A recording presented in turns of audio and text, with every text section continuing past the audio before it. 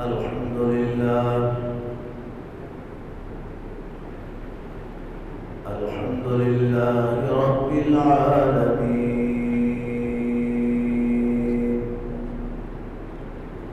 والعاقبة للمتقين والصلاة والسلام على سيد الأنبياء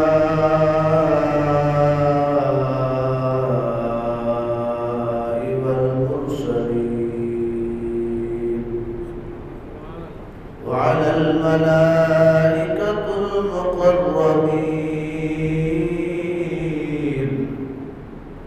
وعلى آله الطيبين الطاهرين وأصحابه الهاديين المهديين.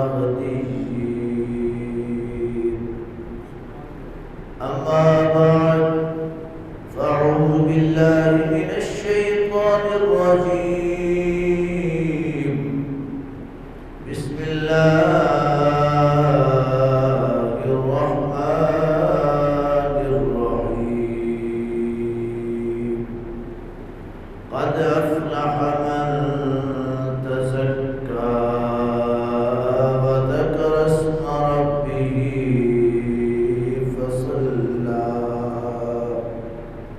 آمنت بالله صدق الله ومولانا العظيم وبلغنا رسوله النبي الكريم الأمين. إن الله وملائكته يصلون على النبي يا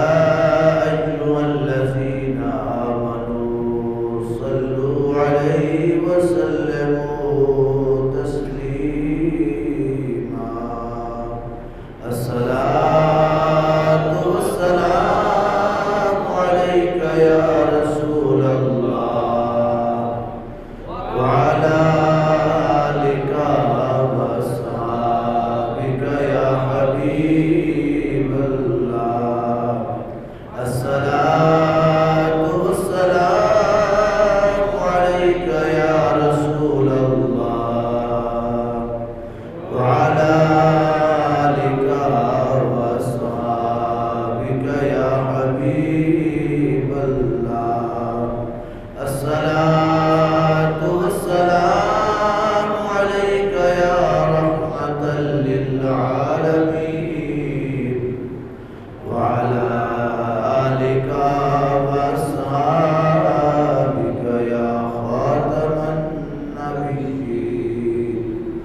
بندہ پروردگارم امت احمد نبی، بندہ پروردگارم امت احمد نبی، دوست دارے چاریارم تابع اولاد علی، مذہب حنفیہ دارم ملت حضرت خلیل، خاک پائے غوث اعظم زیر سایہ ہر ولی، اور گنج بخشے فیض عالم مظہر نور خدا، لاکھ سارا پیر کامل کاملارا رہنما. حمد و ثنا کے بعد میرے تمام دوستوں، بزرگوں، نوجوان ساتھیوں، آپ سب کو عید الفطر کا دن مبارک ہو. دعائے رب ذوالجلال کی بارگاہ میں کہ اللہ تبارک و تعالی ہم سب کا رمضان المبارک مکمل روزے کی حالت میں، نمازوں کی حالت میں، تلاوت کی حالت میں گزارنا اپنی بارگاہ میں قبول فرمائے. اور ہمارے صغیرہ کبیرہ گناہوں کی رب کائنات معافی عطا فرمائے. آئندہ آنے والی زندگی اللہ اپنے اور اپنے محبوب کی اطاعت اور اتباع میں بسر کرنے کی سعادت نصیب فرمائے۔ عزیز دوستو، آج عید الفطر کا مبارک دن ہے۔ یہ وہ دن ہے کہ جس دن اللہ اپنے بندوں کو اپنی رحمتوں اور اپنی رضا کے انعامات سے نوازتا ہے۔ آج کے دن جو کرنے کے چند کام ہیں، وہ یہ ہے کہ سب سے پہلا کام ہے صدقہ فطر ادا کرنا۔ صدقہ فطر کیا ہے؟ میرے آقا صلی اللہ علیہ وسلم فرماتے ہیں صدقہ فطر شیطان کو ذلیل کر دیتا ہے اور بندے کو رحمان کے قریب کر دیتا ہے۔ صدقہ فطر کی حفاظت اور اہمیت ایسے ہی ہے جیسے سیدہ صاحب کی ہے کہ نماز میں اگر کوئی غلطی کوتاہی ہو جائے، کوئی واجب رہ جائے، فرض میں تاخیر ہو جائے یا نماز میں کوئی کمی اور بیشی ہو جائے تو اس کو پورا کرنے کے لیے نمازی سجدہ صاحب کرتا ہے تاکہ اس کی نماز کی کمی، اس کی لغزش اللہ تعالیٰ معاف فرما دے۔ تو ایسے ہی پاک حبیب صلی اللہ علیہ وسلم فرماتے ہیں صدقہ فطر روزے میں رہ جانے والی کمی اور کوتاہی اور لغزش کو دور کروانے کے لیے ادا کیا جاتا ہے۔ جیسے سجدہ صاف کرنے سے نماز ہو جاتی ہے، ویسے ہی صدقہ فطر ادا کرنے سے بندے کے روزے بھی قبول ہو جاتے ہیں۔ یہ اللہ کی طرف سے بندے کے لیے ایک رعایت ہے کہ دوران روزہ اگر بندے سے کوئی لفظ شرزد ہو گئی، بیہودہ کلام منہ سے نکل گیا، کسی کی غیبت ہو گئی، چغلی ہو گئی یا کوئی ایسی ویسی کوتاہی دوران روزہ بندے سے سرزد ہو گئی تو بندہ اختتام پر صدقہ فطر عطا کر کے اس کمی کو، اس کوتاہی کو اللہ کی بارگاہ سے دور کروا لیتا ہے۔ تو آج کا جو سب سے اہم کام ہے وہ ہے صدقہ فطر ادا کرنا۔ پہلے تو ضروری ہے کہ نماز عید سے پہلے اس کو ادا کر دیا جائے، اگر نہیں ادا کر سکے تو نماز عید کے فوراً اس کو دے دیا جائے۔ اور یہ کن لوگوں پر واجب ہے؟ کس عمر کے لوگوں پر؟ فرمایا کہ عید سے پہلے بھی مسلمان کے گھر مسلمان پیدا ہو گیا تو اس کا بھی صدقہ فطر ہے۔ اور صاحب نصاب پر ہے جو 3 وقت کی روٹی آسانی سے کھا سکتا ہے، اپنے گھر کے معاملات آسانی سے چلا سکتا ہے، اس پر صدقہ فطر واجب ہو جاتا ہے، صدقہ فطر اس پر لازم ہو جاتا ہے۔ اور آج کے دن کے لیے 150 روپیہ صدقہ فطر ادا کرنا ہر ایک پر ضروری ہے، فی کس کے اعتبار سے، چاہے وہ بچہ ہو، چاہے وہ بوڑھا ہو، چاہے وہ جوان ہو، ہر ایک پر یہ صدقہ فطر جو ہے وہ لازم ہے، یا آپ کے گناہوں کا کفارہ ہے۔ حضرت عباس رضی اللہ تعالی عنہ فرمایا کہ نبی کریم صلی اللہ علیہ وسلم آپ فرماتے تھے کہ میں نے صدقہ فطر امت پر اس لیے واجب کیا کہ قیامت کے دن میری امت جب روزوں کی حالت میں کھڑی ہو، نماز کی کیفیت میں کھڑی ہو، قیام کی کیفیت میں کھڑی ہو، قرآن کی تلاوت کے انداز میں کھڑی ہو، تو اس عالم میں کھڑی ہو کہ میرے امتی کے جسم پر کوئی کسی قسم کا گناہ باقی نہ ہو، میرے امتی پر کوئی کسی قسم کا گناہ باقی۔ اور ایسی فرمایا قد افلح من تزکا، قد افلح من تزکا، فرمایا کہ بے شک کامیاب ہو گیا ہو جس نے اپنے آپ کو پاک کر لیا، جس نے اپنے آپ کو پاک کر لیا۔ قد افلح من تزکا، جس نے اپنے آپ کو پاک کر لیا وہ کامیاب ہو گیا۔ یا اللہ کس نے اپنے آپ کو پاک کر لیا؟ فرمایا قد افلح المؤمنون، مومن ہے جس نے اپنے آپ کو پاک کر لیا۔ اور ان کی نشانی کیا ہے؟ الذین هم فی صلاتہم خاشعون، جو اللہ کے روبرو کھڑے ہوتے ہیں تو ڈر ڈر کے کھڑے ہوتے ہیں، ان پر خوف طاری ہوتا ہے، ان پر ڈر طاری ہوتا ہے، اور ان کی آنکھیں جو ہیں وہ نم ہو جاتی ہیں، ان کی آنکھوں سے آنسو جاری ہو جاتے ہیں کہ مالکہ تیرا کرم ہے کہ تو نے مجھے اپنی بارگاہ میں کھڑے ہونے کے قابل بنا دیا ہے۔ اللہ کے سامنے حاضر ہونے سے بندے کی آنکھیں جو ہیں وہ برسات کی طرح بہتی ہیں، اور اللہ کی بارگاہ میں عرض کرتے ہیں مالکہ تیرا کرم ہے، تیرا شکر ہے کہ تو نے مجھے اپنے سامنے کھڑا ہونے کے قابل تو بنایا ہے کہ میں تیرے روبرو کھڑا تو ہو گیا ہوں۔ قد افلح المؤمنون الذین هم فی صلاتهم خاشعون والذین هم عن اللغو معرضون۔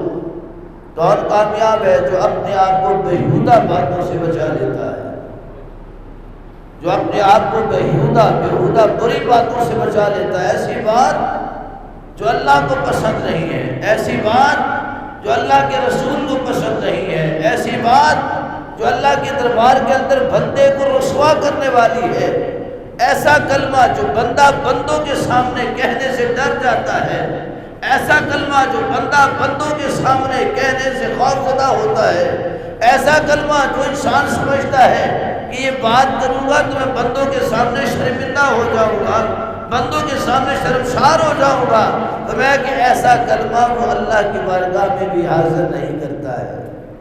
والذین هم عن اللغو معرضون، وہ کبھی بھی بیہودہ جملہ نئی زبان سے نکالتے ہیں، نئی زبان سے نکالتے ہیں۔ والذین هم للزکاة فاعلون، اور جو اللہ نے ان کو مال دیا ہے وہ اپنے مال کو رب کی راہ میں خرچ کرتے ہیں، اپنے مال کو رب کی راہ میں خرچ کرتے ہیں۔ جو اللہ نے ان کو مال دیا ہے، مال کبھی بندے کے اپنے اختیار میں نہیں ہے، دولت کا آ جانا، رزق کا آ جانا یہ بندے کا اپنے اختیار نہیں، یہ تو مالک کائنات کے اختیار میں ہے کہ جس کو چاہے دے دے، جس کو چاہے نہ دے۔ بہت سے ایسے لوگ ہیں جو شب و روز محنت کرتے ہیں، دن رات محنت کرتے ہیں، مگر ماں سوا 2 وقت کے کھانے کے اس کے پاس کچھ نہیں ہوتا، اور بہت سے ایسے لوگ ہیں جو دن بھر بستروں پر سوئے رہتے ہیں اور ان کے پاس دولتوں کے انبار لگے ہوئے ہیں، دولتوں کی ان کے پاس کمی نہیں۔ یہ اللہ تعالیٰ کی طرف سے ایک امتحان ہوتا ہے، آزمائش ہوتی ہے۔ وَاعْلَمُوا أَنَّمَا أَمْوَالُكُمْ وَأَوْلَادُكُمْ فِتْنَةٌ، تو میں کہ جان لو کہ تمہارا مال، تمہاری اولاد تمہارے لیے آزمائش ہے۔ وہ دے دے تب بھی آزماتا ہے، نہ دے تب بھی آزماتا ہے، دے کے آزماتا ہے کہ میری راہ میں کیسے خرچ کرتا ہے، نہ دے کے آزماتا ہے کہ میری راہ میں صبر اور شکر کا دامن کتنی دیر تک تھام کے رہتا ہے۔ دے دے تو اس کی مہربانی، نہ دے تو پھر بھی اس کی مہربانی۔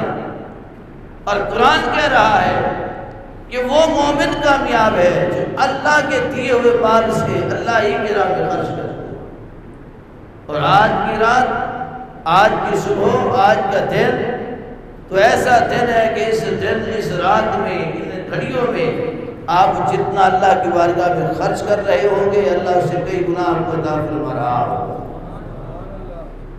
اور آج کا دن جو ہے جہاں خوشی اور مسرت کا دن ہے، وہاں اس معاملے میں غور و فکر کا دن بھی ہے کہ بندہ دل میں سوچتا ہے، دل میں فکر کرتا ہے، خیال کرتا ہے کہ مجھ سے اتنا بڑا وقت ہاتھ سے چھوٹ گیا، اتنی بڑے لمحے، اتنی بڑی گھڑیاں میرے ہاتھ سے نکل گئی، اتنے بابرکت ایام مجھ سے دور ہو گئے، اتنی رحمتوں والی گھڑیاں مجھ سے جدا ہو گئیں۔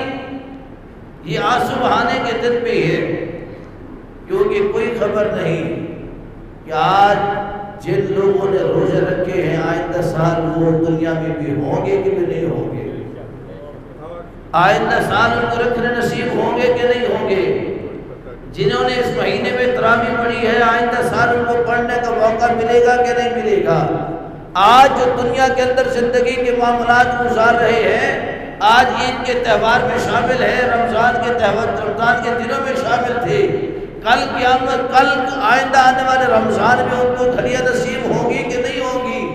آقا فرماتے ہیں جو آج کے دن میں رمضان کے بچھڑ پر رو لیا اس کی آنکھ سے ایک آنسو کا قطرہ نکل گیا، سمجھے کہ اس نے اپنی بخشش کا سامان پیدا کر دیا۔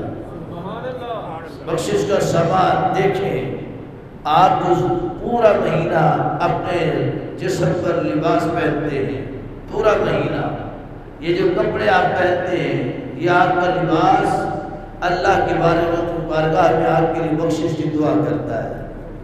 پورا مہینہ یہ کپڑے آپ کے لیے دعا کرتے ہیں، جس بستر پر آپ لیٹتے ہیں وہ بستر آپ کے لیے دعا کرتا ہے، اور آپ جس برتن میں کھانا کھاتے ہیں وہ برتن آپ کے لیے دعا کرتے ہیں، آپ جن ہواؤں میں سانس لیتے ہیں وہ ہوائیں آپ کے لیے دعا کرتی ہیں۔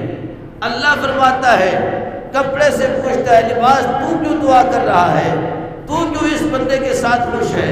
اللہ ہواؤں سے پوچھتا ہے تو کیوں خوش ہے؟ کھانے کے برتن سے پوچھتا ہے کہ تو اس کے لیے سفارش کیوں کر رہا ہے؟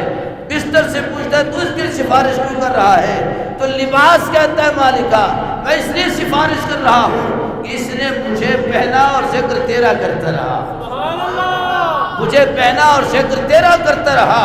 بستر اس لیے شکر کرتا ہے اور بندے کے لیے دعا کرتا ہے، مالکہ لیٹتا یہ مجھ پر تھا مگر یاد تیری رہتی تھی، لیٹتا یہ مجھ پر تھا فکر تیری رہتی تھی کہ کب سحری کا لمحہ ہو میں بستر کو چھوڑ کر رب کی رضا کے لیے اپنی نیند کو قربان کروں۔ سبحان اللہ۔ فرمایا کہ جو روزے دار ہوتے ہیں ان کے جسم کے لباس بھی ان کے لیے اللہ کی بارگاہ میں دعا کرتے ہیں، ان کے بستر بھی اللہ کی بارگاہ میں دعا کرتے ہیں اور یہ سفارش کرتے ہیں۔ فرمایا جن مسلوں پر نمازی نماز پڑھتا ہے رمضان کے مہینے میں، جن چٹائیوں پر اللہ کی بارگاہ میں سجدہ کرتا ہے، وہ مصلی وہ چٹائی اللہ کی بارگاہ میں گڑ گڑا کے عرض کرتے ہیں رمضان کی آخری رات جو گزر گئی رات اور آج عید کے دن ایک دن گڑ گڑا کے دعا کرتے ہیں، مالک اس نے سارا مہینہ گواہی دیتے ہیں مجھ پر کھڑے ہو کر تیری بارگاہ میں قیام کیا، مجھ پر کھڑے ہو کر تیری بارگاہ میں سجدہ کیا، یا اللہ گڑ گڑاتا رہا، تیری بارگاہ میں فکر مند رہا کہ مجھ سے میرا خدا راضی رہے۔ اے مالکہ تیری بارگاہ میں التجا کرتے ہیں اس بندے کے سجدے بھی قبول کرنا، اس کے قیام بھی قبول کرنا، اس کی دعا بھی قبول کرنا۔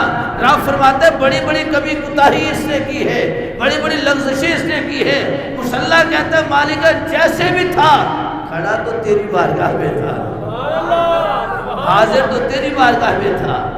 تو آقا کریم فرماتے ہیں رب تعالیٰ نماز پڑھنے والی جگہ کے صدقے، نماز پڑھنے والی جگہ کے صدقے اپنے بندے کے گناہوں کو معاف فرما دیتا ہے۔ تو آج کا یہ دن بڑا امپورٹنٹ دن ہے، قد افلح من تزکا، آج رب نے ہمیں پاک کرنا ہے۔ کیسے پاک کرنا ہے؟ میرے ماہ محبوب صلی اللہ علیہ وسلم فرماتے ہیں عید کے روز بندہ اچھا لباس صاف ستھرا لباس پہن کے آئے، صاف ستھرا لباس پہن کے آئے، خوشبو لگائے، نہائے، غسل کرے، آنکھوں میں سرما لگائے، سر میں تیل لگائے اور اللہ کا ذکر کرتا ہوا اللہ کی بارگاہ کی طرف آئے۔ ذکر اسم ربہ فصلی وذکر اسم ربہ فصلی، یہ دعا یہ التجا کرتے ہوئے اس انداز میں آئے کہ اس کی زبان پر ورد جاری ہو اللہ اکبر اللہ اکبر لا الہ الا اللہ واللہ اکبر اللہ اکبر وللہ الحمد حمدا کثیرا۔ میرے ساتھ ایک مرتبہ مل کے پڑھ لیں تو کمار یہ در و دیوار ہماری گواہ ہو جائے گی۔ اللہ اکبر اللہ اکبر لا الہ الا اللہ واللہ اکبر اللہ اکبر وللہ الحمد حمدا کثیرا۔ اللہ اکبر اللہ اکبر لا الہ الا اللہ واللہ اکبر اللہ اکبر وللہ الحمد حمدا کثیرا۔ قرآن کہتا ہے، رب کائنات فرما رہا ہے کہ بندہ اس انداز میں میری بارگاہ میں آیا، وذکر اسم ربہ وذکر اسم ربہ، کہ اس کی زبان پر میرے ہی نام کا ذکر تھا، اس کی زبان میرا ہی کلمہ پڑھ رہی تھی، اس کی زبان میرے ہی ترانے پڑھ رہی تھی۔ میرے کریم فرماتے ہیں کہ جب بندہ اس حالت میں آیا، اللہ کے ذکر کی تسبیح کرتے ہوئے آیا، اللہ کے نام کی مالا جپتے ہوئے آیا، تو در و دیوار اور ہواؤں فضاؤں جہاں سے گزرتا ہوا آیا، وہ مقام تو گواہ ہوتے ہی ہیں۔ تو جب وہ اللہ کی بارگاہ میں حاضر ہو جاتا ہے، رب فرشتوں سے کہتا ہے فرشتوں گواہ ہو جاؤ۔ قیامت کے دن جب بندے اپنے آپ کو بچانے میں، اپنے آپ کو محفوظ کرنے میں تڑپ رہے ہوں گے، میں اس بندے کو اپنا جلوہ دکھا رہا ہوں گا۔ نعرہ تکبیر، اللہ اکبر، نعرہ رسالت، یا رسول اللہ، نعرہ حیدری، یا علی، نعرہ حق اہل سنت۔ ہے کہ بندے قیامت کے دن جب تڑپ رہے ہوں گے، قیامت کے دن جب ان کے دلوں میں خواہش ہوگی کہ رب معاف کر دے، اللہ ہم سے راضی ہو جائے، تو ان بندوں کو جو میرا ذکر کرتے ہوئے میری بارگاہ میں آئے، جو مجھے یاد کرتے ہوئے میری بارگاہ میں پہنچے ہیں، ان بندوں کے لیے انعام یہ ہوگا، فرشتوں سے کہوں گا فرشتوں حجاب ہٹا دو، میرا اس کو دکھا دو، اسے مجھے دکھا دو۔ وَذَكَرَ اسْمَ رَبِّهِ، جو اللہ کا نام لیتا ہوا حاضر ہوا، اور پھر اس نے کیا کیا؟ فَصَلَّى، نماز پڑھی۔ کیا کیا اس نے؟ نماز پڑھی۔ آج کے دن میں، آج کے دن بندہ، ہر بندے کی کوشش ہوتی ہے، خواہش ہوتی ہے نیا لباس پہنو، نیا لباس پہنو، ہر بندے کی خواہش ہوتی ہے۔ اور آج کے دن جس کا نیا لباس نہ، اس کے دل کے اندر سوچتا ہے کاش میری بھی ہمت ہوتی، میں بھی نیا لباس خریدتا۔ لیکن دوستوں میں آپ کو ایک بات بتاتا چلوں، آج کے دن لباسوں کی وجہ سے شرمندہ ہونے کی ضرورت نہیں ہے۔ آج کے دن ظاہری بناؤ سنگار نہ ہونے کی وجہ سے شرمندہ ہونے کی ضرورت نہیں ہے۔ آج کے دن وہ بندہ شرمندہ ہو کہ میں نے رمضان کا عظیم مہینہ اپنے ہاتھوں سے کھو دیا اور رمضان کے روزے نہ رکھ سکا، رمضان میں تراویح نہ ادا کر سکا، رمضان میں قرآن نہ پڑھ سکا، اس کو شرمندگی دل کے اندر ہونی چاہیے کہ اگر میں کوشش کرتا، ہمت کرتا تو روزے رکھتا، قیام کرتا، قرآن کی تلاوت کرتا، اللہ کو راضی کر لیتا۔ شرمندگی لباسوں کی وجہ سے نہیں، عمل کی وجہ سے ہونی چاہیے۔ اگر اپنے عمل کی وجہ سے آپ تھوڑے سے بھی شرمندہ ہو گئے تو سمجھو قیامت کے دن یہ آپ کو شرمندگی سے محفوظ کر لے گا۔ قیامت کے دن شرمندگی سے آپ کو اللہ محفوظ کر لے گا، قیامت کے دن آپ کو اللہ شرمندگی سے بچا لے گا، کیونکہ دنیا میں آپ کو احساس ہو گیا کہ آپ نے کتنی بڑی نعمت اپنے ہاتھوں سے گنوا ڈالی ہے۔ حضرت خزیمہ رضی اللہ تعالیٰ عنہ سرکار کے بڑے پیارے صحابی ہیں، بڑے پیارے صحابی ہیں۔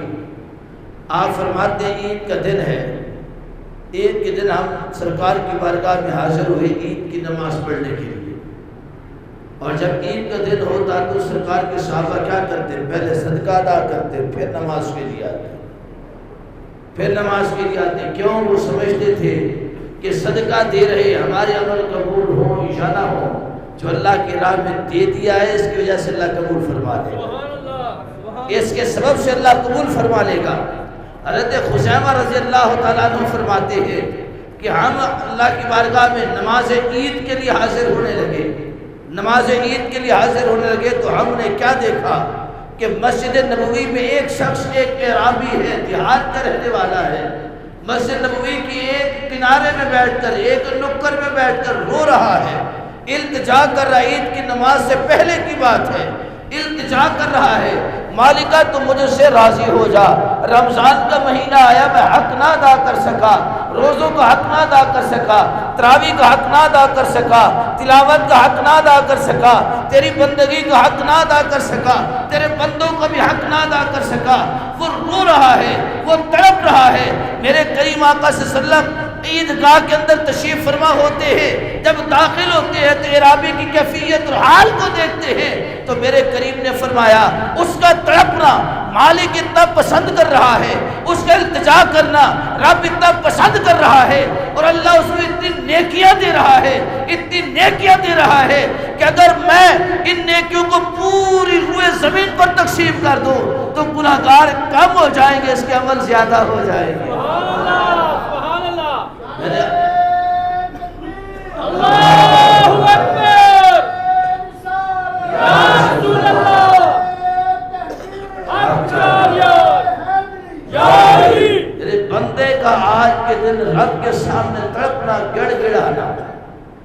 اللہ کو بڑا پسند ہے، اور اللہ اس میں اتنی جزا اور نیکی عطا فرماتا ہے کہ میرے مائی محبوب فرماتے ہیں گناہ گاروں پر اس کو تقسیم کر دیں، سیاہ کاروں پر اس کو تقسیم کر دیں تو گناہ گار کم ہو جاتے ہیں، رب کی عطا زیادہ ہو جاتی ہے۔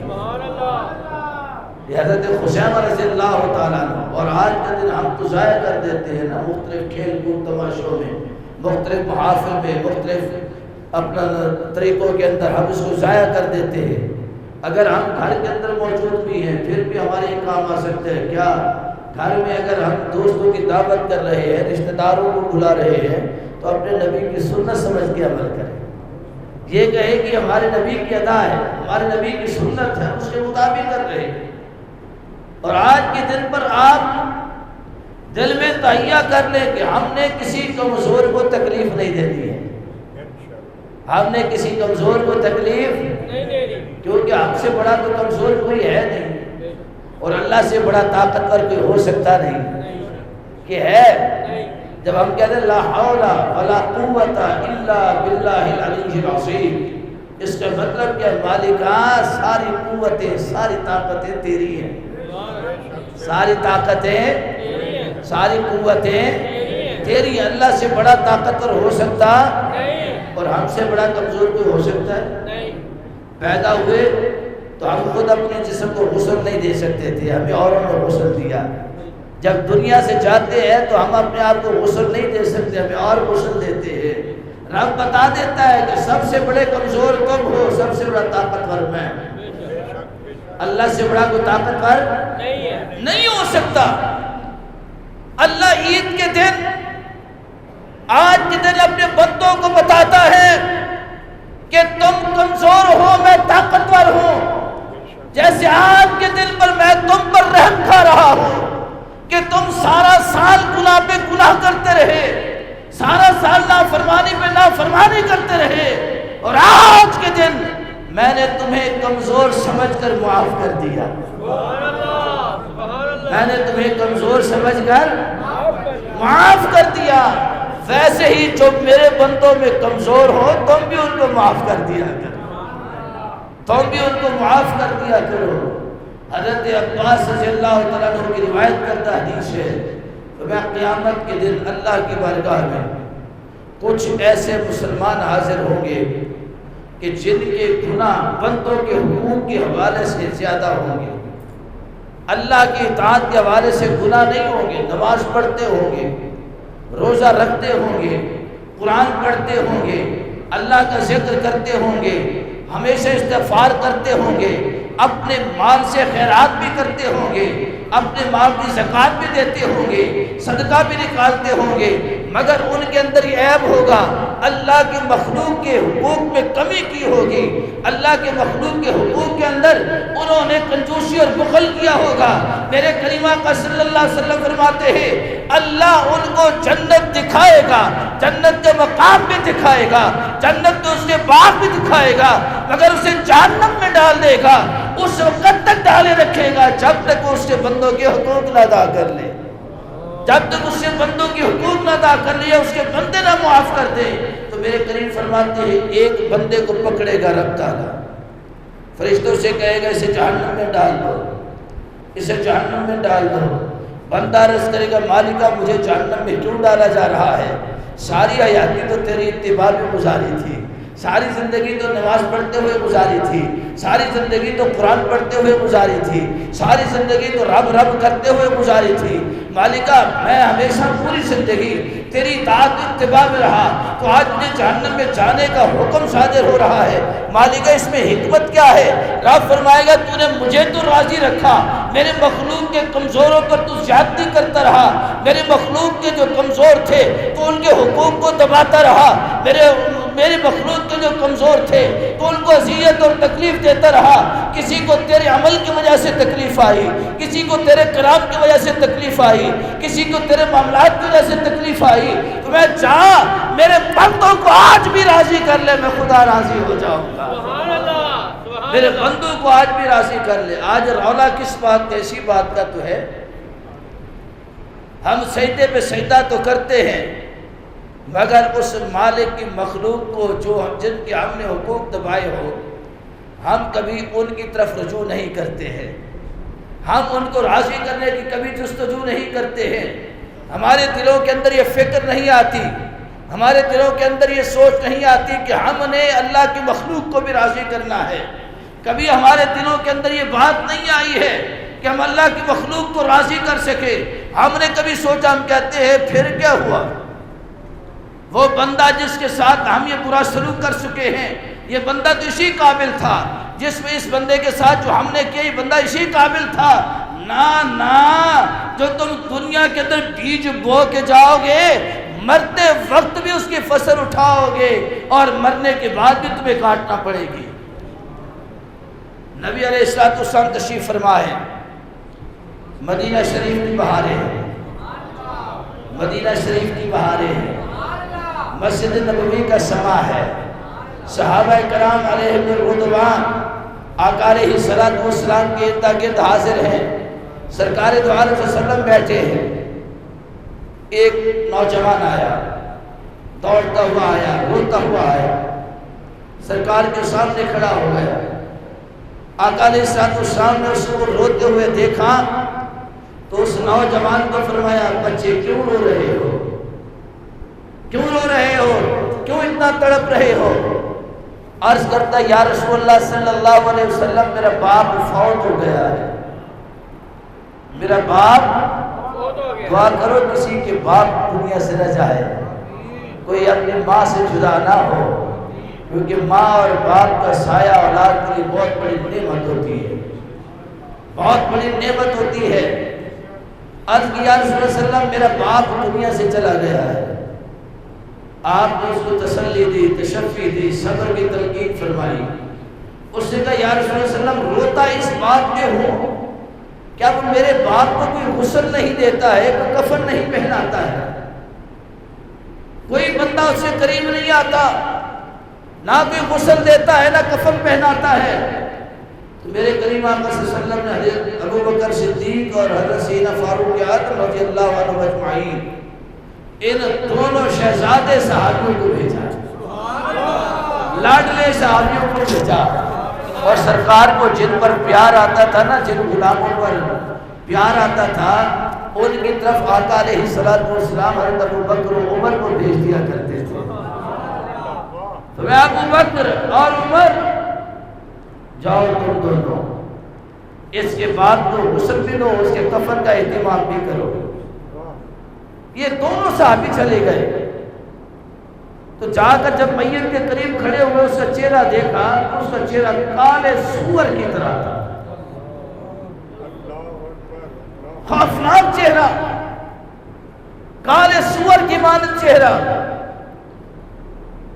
دونوں صحابی واپس آ گئے، آپ عرض کرتے، یا رسول اللہ صلی اللہ علیہ وسلم، ہمیں تو خوف آتا ہے۔ میں کس بات سے؟ کملی والیا، ہم نے جب اس کے چہرے سے کپڑا ہٹایا تو اس کا چہرہ انسان کا نہیں تھا، اس کا چہرہ تو کالے سور کی طرح بھیانک اور خوفناک تھا۔ میرے کریم آقا صلی اللہ علیہ وسلم فرماتے ہیں، میں اس مرنے والے کو نہیں دیکھتا، اس نوجوان تڑپنے والے کو دیکھ رہا، جو تڑپ کر میرے پاس آیا، باپ کی سفارش کے لیے میرے پاس آیا۔ وہ تڑپنا امتی کا ہو، نبی کو بھی پسند آتا ہے اور اللہ کو بھی پسند ہو جاتا ہے۔ میرے قریب آقا صلی اللہ علیہ وسلم فرماتے ہیں، مجھے اس کا تڑپنا بڑا پسند آیا ہے، آؤ چلتے ہیں۔ سرکار خود اپنے صحابہ کے ہمراہ اس کے گھر تشریف لے گئے، اور جس گھر میں کملی والے تشریف لے جائیں، اس گھر کے وارث نیارے ہو جاتے ہیں۔ جس گھر میں آقا علیہ السلام کے قدم مبارک لگ جائیں، وہ گھر والے خوش نصیب ہو جاتے ہیں۔ آقا علیہ السلام تشریف لے گئے اس گھر کے اندر۔ جب سرکار تشریف لے گئے تو آپ نے دیکھا میت پڑی ہے، اس کے قریب کوئی نہیں آتا ہے۔ میرے کریم نے فرمایا، اس کے چہرے سے کپڑا ہٹا دو۔ کپڑا ہٹایا تو ویسے ہی وہ کالے رنگ کے سور کی مانند اس کا چہرہ تھا۔ میرے کریم آقا صلی اللہ علیہ وسلم نے دیکھا، اللہ کی بارگاہ میں دعا کی، مالک اس کا چہرہ تو سیاہ ہے اس کے عمل کی وجہ سے، اب میرے ہاتھ دل بارگاہ میں بلند ہے، اب میرے ہاتھ تیری بارگاہ میں بلند ہیں، اے مالک کرم نوازی فرما اس بندے کے گناہ معاف کر دے، اس کی خطائیں معاف کر دے۔ تو صحابہ کرام فرماتے ہم نے دیکھا ادھر ہاتھ مصطفیٰ کے کھڑے تھے، ادھر اس کا چہرہ بھی روشن ہو گیا، سبحان اللہ سبحان اللہ، چہرہ روشن ہو گیا۔ پاک نبی نے دعا کی، فرمایا آپ اس کو غسل دو اور کفن دو۔ غسل دیا گیا، کفن دیا گیا۔ غسل اور کفن کے بعد سرکار تشریف لے گئے جنازے پر۔ جب جنازہ پڑھانے کی باری آئی تو ہمارے ہاں یہ دستور ہوتا ہے فٹافٹ چہرہ دیکھ لو، چہرہ دیکھ لو۔ یہ چہرہ دیکھنا اچھا عمل ہے، سنت عمل ہے، کیونکہ میرے کریم آقا صلی اللہ علیہ وسلم فرماتے ہیں اگر کوئی گناہگار کا چہرہ کوئی نیک بندہ دیکھ لیتا ہے نا، مرنے والا گناہگار ہو، اس کا چہرہ دیکھنے والا کوئی سچا عاشق رسول ہو، نیک ہو، دیکھ لیتا ہے، اللہ اس نیک کے دیکھنے کی وجہ سے اس گناہگار کی گناہ معاف فرما دیتا ہے۔ اگر دنیا سے جانے والا نیک ہو، اس کا چہرہ دیکھنے والا گناہگار ہو، تو میرے کریم فرماتے ہیں اللہ اس مرنے والے کے چہرے کے صدقے، جو زندہ کھڑا ہے مگر ہے گناہگار، زندہ کھڑا ہے مگر ہے عیبی اور پاپی، اللہ اس مرنے والے کے چہرے کے صدقے سے اس گناہگار کے گناہ معاف فرما دیتا ہے۔ تو لوگوں نے عرض کیا رسول اللہ اس کا چہرہ دیکھ لیں، فرمایا اس کا چہرہ نہ دیکھو، رہنے دو، اللہ کی بارگاہ میں اس کا معاملہ چھوڑ دو، چھوڑ دو اس کا معاملہ۔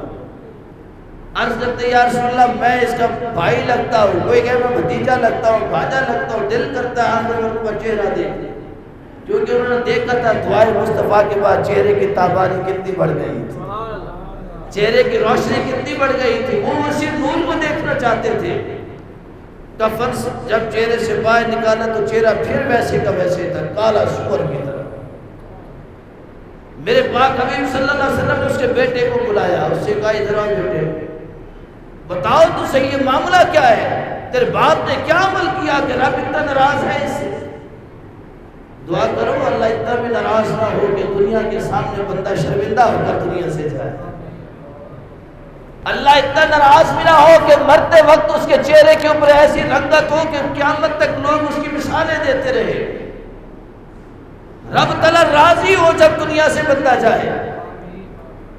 تو اس بچے نے کہا یا رسول اللہ صلی اللہ علیہ وسلم میرا ابا تھا تو ویسے بڑا نیک، مگر لوگوں کے عیب بڑی خوشی سے بیان کرتا تھا، لوگوں کی عزت کو اچھالتا تھا، لوگوں کے عیب ایسے بیان کرتا تھا جیسے کوئی کتاب پڑھ رہا ہو۔ میرے آقا فرماتے ہیں کہ جو کسی اللہ کی مخلوق میں کسی کے عیب پر پردہ نہیں ڈالتا، اللہ بھی اس پر پردہ نہیں ڈالتا، اللہ بھی اس پر پردہ نہیں ڈالتا۔ جو اللہ کے مخلوق پر پردہ ڈالتے ہیں اللہ بھی اس پر اس کے عیبوں پر پردہ ڈال دیتا ہے۔ تو آج کے دن تہیہ کر لے کہ ہم نے زندگی ایسے گزارنی ہے کہ اپنے گناہ یاد رکھنے ہیں، ہم نے اپنی غلطیاں یاد رکھنی ہے، دوسروں کی غلطیوں پر اس کے کردار پر کیچڑ نہیں اچھالنا، کسی کی عزت نفس کو مجروح نہیں کرنا، کسی کو بندوں کے سامنے ذلیل و رسوا نہیں کرنا۔ جب ہم اس تہیے کے ساتھ آج کی زندگی کا آغاز کریں گے تو یقین جانیے رب ہر رات ہمارے لیلۃ القدر کی رات بنا دے گا، ہر دن عید والا دن بنا دے گا۔ اور عید کا دن کیسے گزارے؟ مولا کائنات حضرت علی کرم اللہ وجہ الکریم آپ خلیفہ تھے، عید کا دن تھا، لوگ آپ سے ملنے آئے، دیکھا سوکھی روٹیاں کھا رہے۔ ہمارے گھر میں تو آج بڑے بڑے دسترخوان لگیں گے نا، کھلے ہو گئے نا کھانے پینے، رمضان میں تو کھایا پیا گیا ہے، جتنا سحری اور افطاری میں ہم نے موجیں اڑائی ہے پورا سال ہمیں ایسی موج نہیں ملتی ہے، بالکل موج نہیں ملتی ہے، چونکہ سحر افطار میں کھانا علیحدہ، اللہ سے ملاقات کا مزہ علیحدہ ملتا رہا۔ تو آج ہمارے گھر دسترخوان لگے، مولا کائنات سے ملنے گئے دوست عید مبارک کے لیے، تو دیکھا آپ سوکھی روٹیاں کھا رہے ہیں۔ کون سی روٹیاں؟ کھائی نہیں جا رہی۔ آج تو عید کا دن ہے، اچھا کھانا کھانا تھا، تازہ کھانا کھانا، سوکھی روٹیاں۔ فرمایا عید تو اسی کی ہے جس کو یقین ہو جائے کہ میرا روزہ اور نمازیں قبول ہو چکی ہے۔ آج اسی فکر میں دن گزارو کہ مالکہ میرے روزے بھی قبول کر، میری نمازیں بھی قبول کر۔ تو آج کے دن جو آپ کے فوج شدہ لوگ ہیں ان کو عیدی دیجیے، زندوں کو تو ہم عیدی دیتے ہیں نا، ابھی جھولی پھری، یہ میرے لیے عیدی تھی، آپ نے اس میں ڈالی، جتنی جس قابل آپ نے سمجھا مجھے، میرے لیے آپ نے عیدی ڈالی، تو ایسے ہی جو آپ کے فوج شدہ ہے آپ نے ان کو بھی عیدی دینی ہے۔ وہ کیا عیدی دینی ہے؟ عید کی نماز پڑھیں اور اس کے بعد سبحان اللہ و بحمدہ سبحان اللہ العظیم، سبحان اللہ العظیم، اس کو 300 مرتبہ پڑھ کے جتنے آپ کے عزیز دنیا سے جا چکے ہیں ان کی روح کو اشارے سماعت کر دیں۔ اللہ ان کی قبروں میں آپ کے قبرستان پہنچنے سے پہلے 1000 رحمت کے انوار داخل فرمائے گا۔ یہ عیدی آپ نے ان کو دینی ہے۔ 2 رکعت نماز عید الفطر واجب، زائد 7-6 تکبیروں کے طرف کعبہ شریف کے پیچھے سے امام کے اللہ اکبر۔ یہ نماز کی نیت ہے اور طریقہ یہ ہے کہ جب اللہ اکبر پہلی رکعت پر اللہ اکبر کہیں گے، ہاتھوں کو باندھ لیں گے، ثنا پڑھیں گے، ثنا کے بعد پھر 3 تکبیریں ہوں گی، 2 تکبیروں پر ہاتھ کانوں تک لے جا کے چھوڑ دیں گے اور تیسری تکبیر میں ہاتھ کانوں تک لے جا کے ہاتھوں کو ہم باندھ لیں گے۔ پھر اس کے بعد قرات ہوگی، رکوع اور سجود ہوگی۔ تو دوسری رکعت میں پہلے قرات ہوگی اور اس کے بعد 3 تکبیروں پر ہاتھ کانوں تک لے جا کر چھوڑ دیں گے۔ چوتھی تکبیر پر بغیر ہاتھ اٹھائے ہم رکوع پہ چلے جائیں گے۔ اس طریقے سے ہماری نماز مکمل ہوگی۔ کھڑے ہو کر صفے بنا لیں۔